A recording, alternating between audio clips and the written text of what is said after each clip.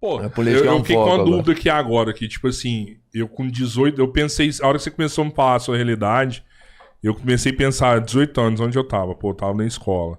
18 anos eu trabalhava, mas eu era funcionário. E a minha cabeça, ela foi mudar só quando eu falei, eu vou empreender. Aí eu comecei a entender a realidade do Brasil, assim, que... né, eu tô falando na minha concepção, tá? Às vezes você até pensa diferente. Porque eu sou da teoria, assim, que imposto é roubo, assim, sabe? Eu penso meio que assim.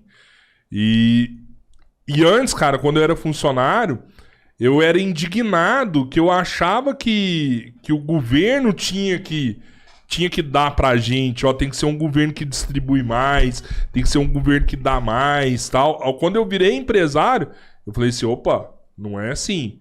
Essa grana aqui é minha, ele tá usando a grana minha pra dar pros outros, e o pior jeito que eu tenho na minha cabeça de você gastar um dinheiro é você gastar um dinheiro que não é seu. Se eu pego um dinheiro teu aí e vou gastar ele, eu tô gastando ele da pior maneira. E é, bem dizer, pra mim é isso que o governo faz hoje. Ele pega o meu dinheiro e gasta da pior maneira.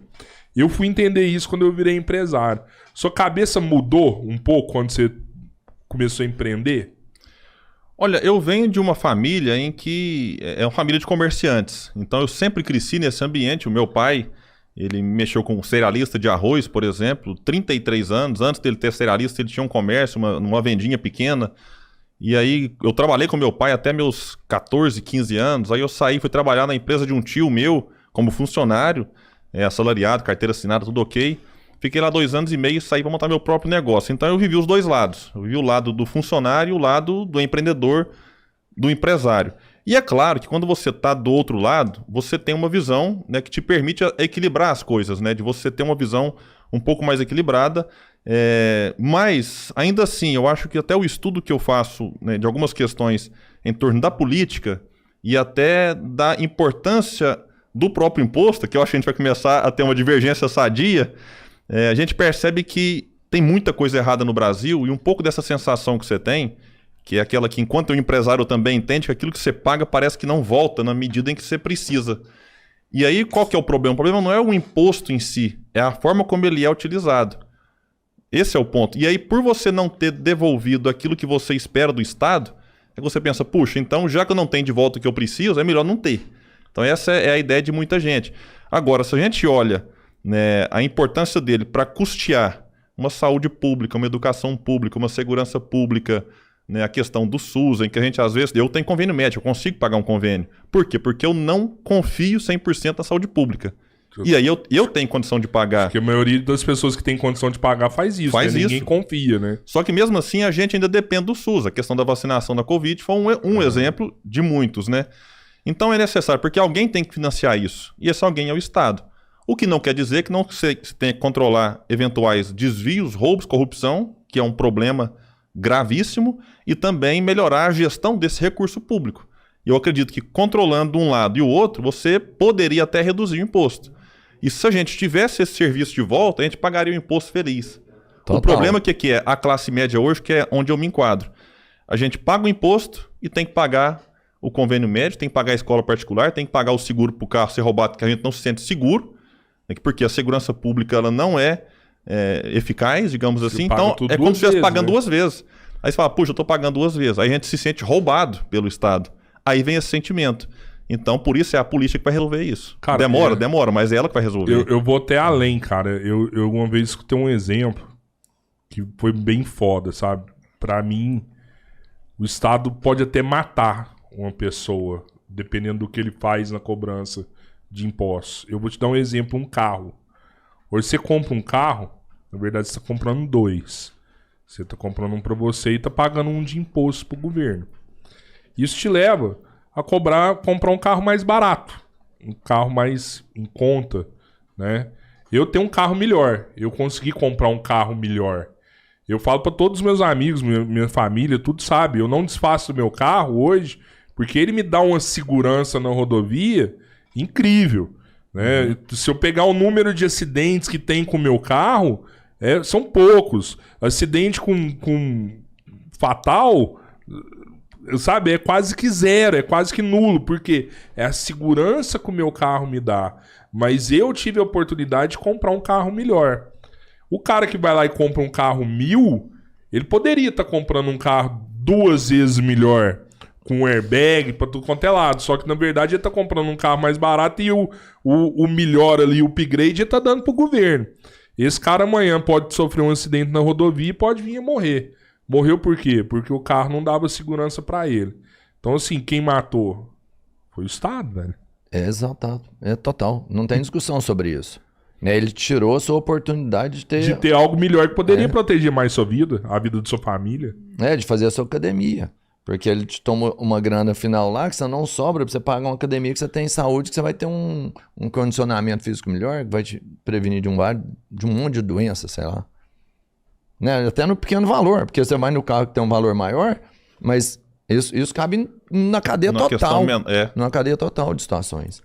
Total, pode aplicar em tudo. E aqui deixa eu trazer até uma coisa mais do dia a dia, então, porque às vezes o carro pode parecer distante para a pessoa mais pobre que ela não tem nem a moto, por exemplo. Você tocou num ponto um valor de uma academia. Vamos pegar aqui uma academia, hoje está em torno aí de R$100, R$150. Uma academia, vamos dizer assim, mais acessível. Hoje o Brasil, ele tributa mais o consumo. Os países desenvolvidos, civilizados, o que eles fazem? Eles reduzem o imposto sobre o consumo e aí você tem que ter uma arrecadação. O que eles fazem? Tributam mais renda e patrimônio. Estou falando dos países civilizados, primeiro mundo. Uhum. Então vamos pegar aqui uma compra. Um trabalhador recebeu lá um salário mínimo, ele vai no mercado e faz a compra de R$500. Em cima daqueles R$500, eu vou chutar por baixo. Ele vai pagar 30% de imposto. R$150.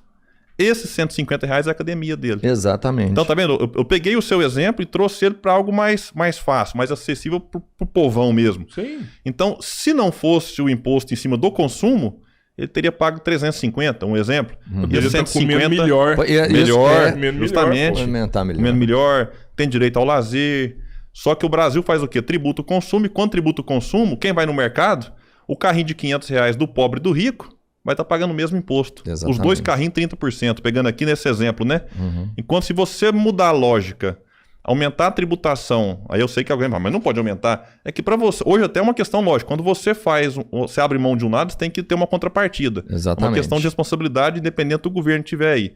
Então, para você inverter isso, para você abrir mão de uma arrecadação, você tem que mostrar a origem de uma outra arrecadação. Então, a questão é simples. Você teria que tributar imposto, tributar mais renda, mais patrimônio, e é o que o mundo civilizado faz. O Brasil tinha que fazer. Só quando você vai mexer com a reforma tributária, aí todo mundo defende, mas na hora da prática mesmo, vira uma briga de interesse, os lobbies vão lá para o Congresso Nacional e fazem uma pressão louca para não mudar o sistema. E o sistema fica aí punindo, em especial, o mais pobre.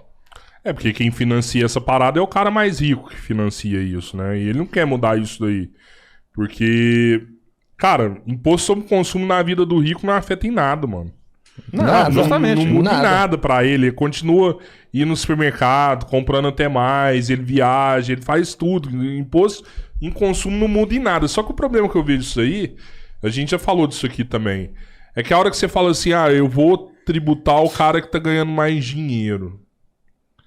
Às vezes o médico da minha família acha que vai tributar ele.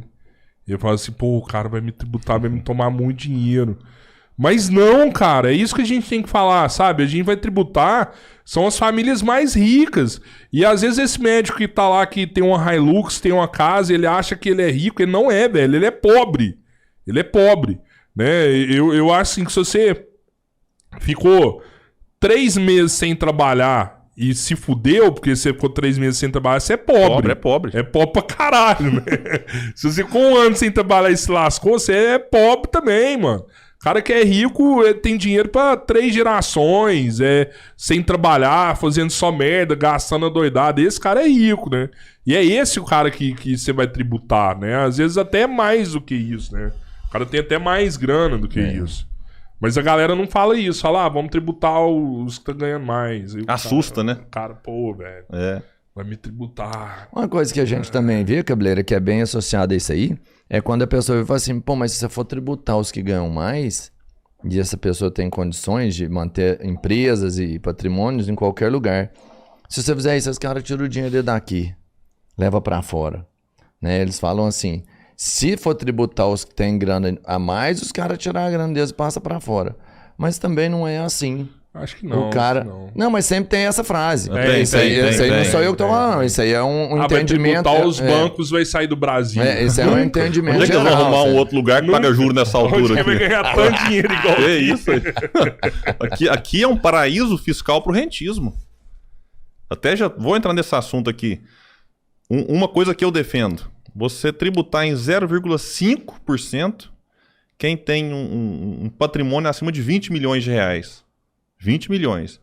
Sabe quantas mil pessoas, famílias se enquadrariam nessa tributação? 58 mil num país com 210 milhões de habitantes. Olha a desigualdade no Brasil. Você tem 210 milhões de habitantes e apenas 58 mil, lamentavelmente, eu gostaria que fosse milhões total, de pessoas, todo mundo tivesse. Uhum. Mas só 58 mil tem mais que 20 milhões. 0,5% é de cada 100 reais 50 centavos. Daria em torno aí de 60 bilhões. Aí alguém fala assim, mas se você fizer isso, o cara vai pegar esses 20 milhões dele e vai para fora. Aí eu pergunto, vai para onde? No Brasil, se ele pegar esses 20 milhões e aplicar em renda fixa, na taxa Selic, está hoje 13,75, sem sair de casa. Vamos pegar aqui 10 milhões para ficar fácil a conta. Ele vai ganhar no final do ano R$1.375.000 reais sem sair de casa. Tendo mais, sai. Qual outro país paga essa taxa de juro? Não existe. Então, ele pode até chiar, e é normal que chie, ninguém vai gostar de pagar imposto. Então, é normal que esses 58 mil, que tem suas influências nos meios de comunicação, a gente começa a entender algumas coisas, né? Hoje, os canais de televisão, os donos e tudo mais, de revista, que tem seus tentáculos no mundo político, vão fazer de tudo para que isso não se modifique. Então esse é um problema. E aí normalmente, aí começa uma discussão muito ampla, porque eles também patrocinam várias candidaturas para chegar lá no Congresso. E quem é eleito não atende aos interesses do povo, mas de quem pagou a campanha, que a pessoa fica presa e fala, poxa, se eu não lutar a favor daquele que pagou, na outra eleição não tem esse dinheiro de novo. Então vira uma engrenagem em que a coisa fica, por quê? Porque o sistema político muitas vezes está rendido ao sistema financeiro que não quer que mude a estrutura no Brasil.